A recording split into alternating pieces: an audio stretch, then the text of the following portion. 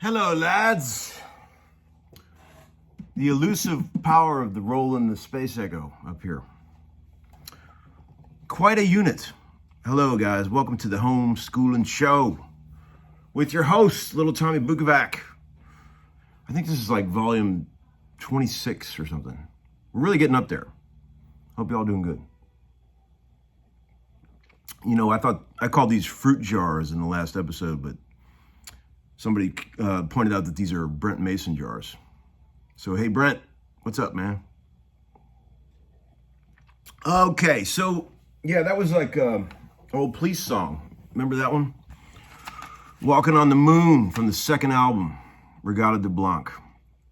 You guys know I'm a huge Police fan. I talked about that in previous episodes. Man. Sting. Stewart. Andy. I love him so much. You know, the greatest concert I ever saw in my whole life. I've seen a lot of cool concerts, but the greatest concert I ever saw was about 4 years ago, I suppose. Maybe 4 or 5 years ago. Opening night, Louisville, Kentucky. 5th row, me and my dear wife, for the opening night of Peter Gabriel and Sting together. God. I cried the whole time. It was like watching like Superman and Iron Man join forces. It was they had been rehearsing in this venue for 2 weeks, and the sound was just unbelievable. And it was like, you know, key members of both guys' bands. It was like Tony Levin, my dear friend Vinny Colaiuta on drums. You know, David Rhodes was there.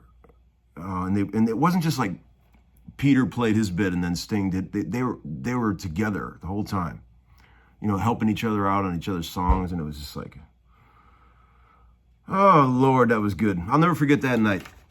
Best concert I ever saw. But anyway, yeah, so that was, that's how you make a loop right there. I mean, people ask me how I do it. I got the Line 6 M9 there, and started with my old P bass, and add the chorus echo with the Space Echo here on the second track with this chord. Cool chord, right? Here's how I did it. This is like this.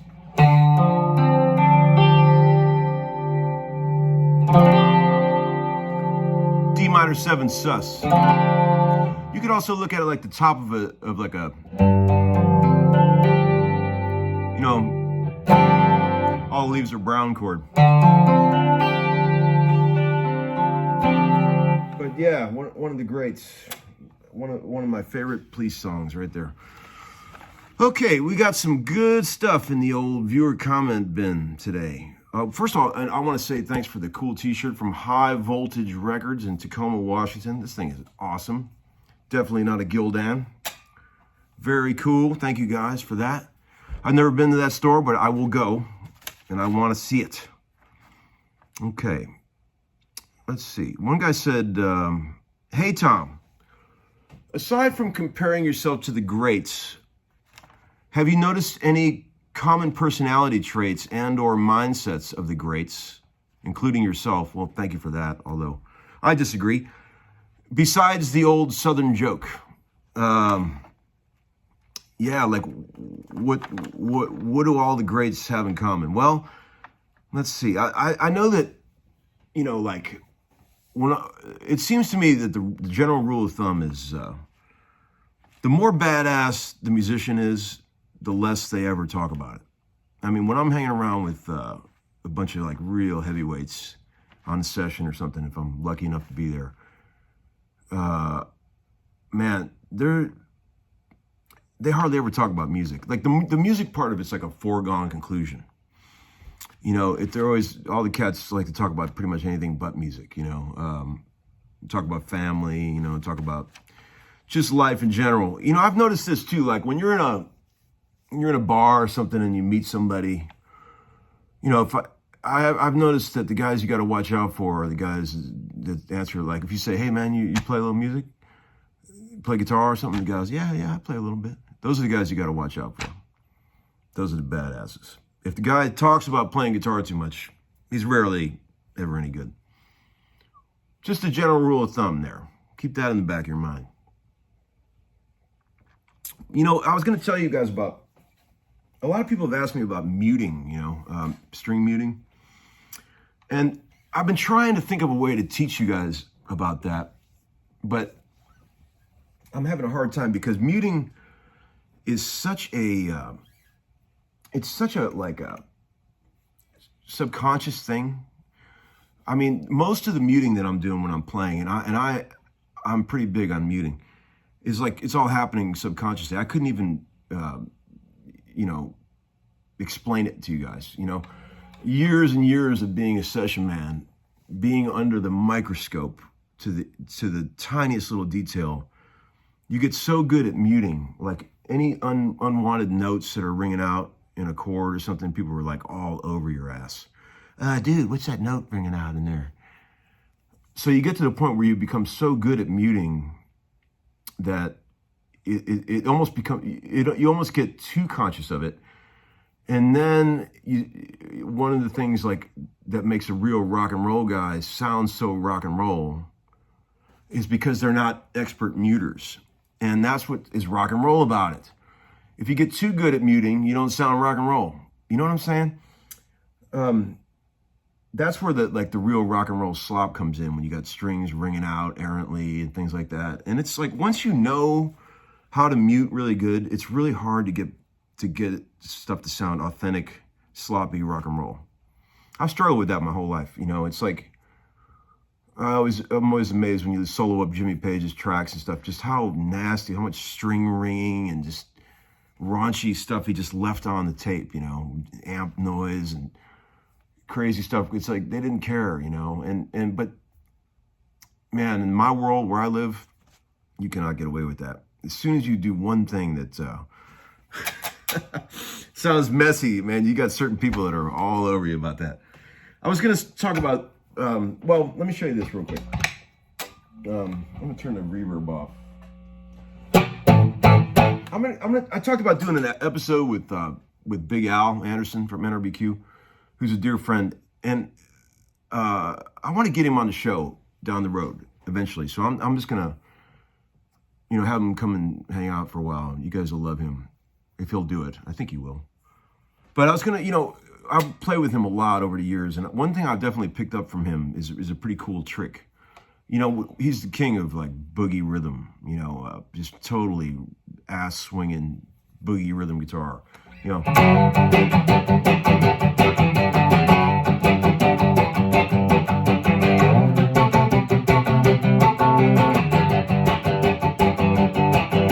The way you get that sound is by bouncing your fingers on your left hand as a mute. See, if I played that exact rhythm I just played and I didn't lift my fingers at all, here's what it would sound like.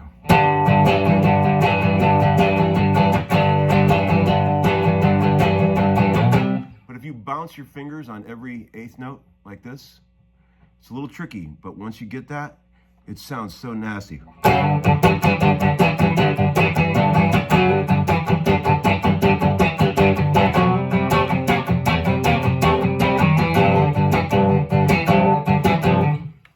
I've tried to show that to a lot of people, and you kind of have to be in the room with a guy and showing them how to do that. I don't know how that's going to translate over a video, but that bounce is like, it's basically this.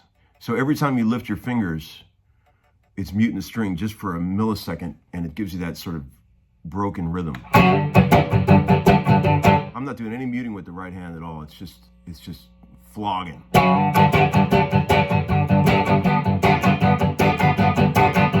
If I didn't do the left hand thing, it would sound like this. See what I'm saying? It's a bouncing every eighth.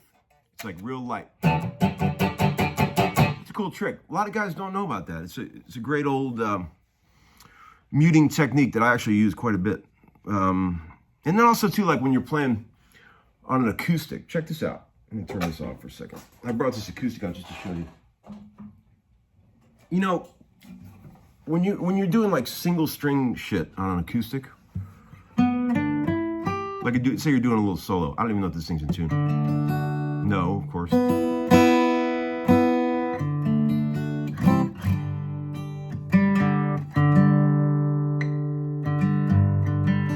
Okay, so like say you're doing like a little single string or single note melody thing. You know,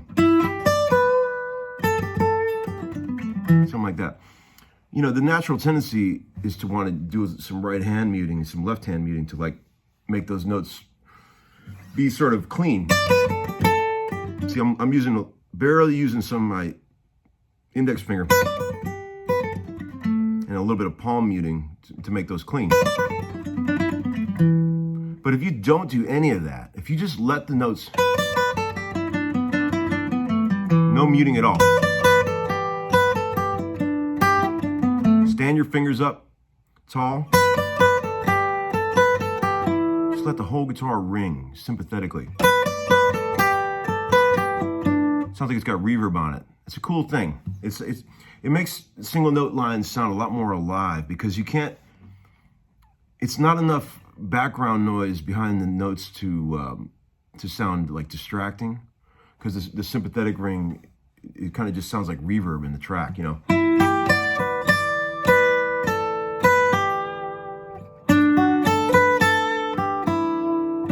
So that's no muting at all. And I found that like when I'm doing solos, like, and I want the more rock and roll I want, like a lead to sound, I just concentrate on muting as little as possible. Let the strings ring, you know, like when you're going to bend, like say you're bending, you know, the B. Don't be so worried about killing all these bass strings. Just let the thing ring, and with the distortion and stuff, it definitely sounds more rock and roll when you do that. It sounds more like a real, like a Aerosmith record or something, you know. If you mute too much, and it just sounds too clean. But sometimes you have to mute a lot, and you have to know how to do that. But I think of muting in the same terms that I think of vibrato. Like it's an effect, and I'm consciously thinking about when I'm using it and when I'm not using it. You know, I talked about vibrato a good bit in one of my past volumes, but that to me is an effect that I just turn on and off. Whether I do the vibrato, whether I don't, how fast it is, you know, blah, blah, blah. But that's some just general thoughts about muting there, because I've been meaning to talk about that. Okay, we got one more question. Guy said, I did the Jerry Rafferty thing yesterday, the Baker Street. Everybody seemed to like that one, including me. I love that song. The guy said, Jerry Rafferty was a great talent. Alcoholism is a terrible disease. It is a terrible disease. It is. All right, guys. So you guys work on that. Get you some Police records. And I'll see you. Oh, there's the Hard Day's Night chord. Pretty similar to the Walking on the Moon chord. But you got to have a low D. You have to have somebody play a low D on a bass. If you do all that together, sounds just like Hard Day's Night. Okay, guys. See you real soon. Bye.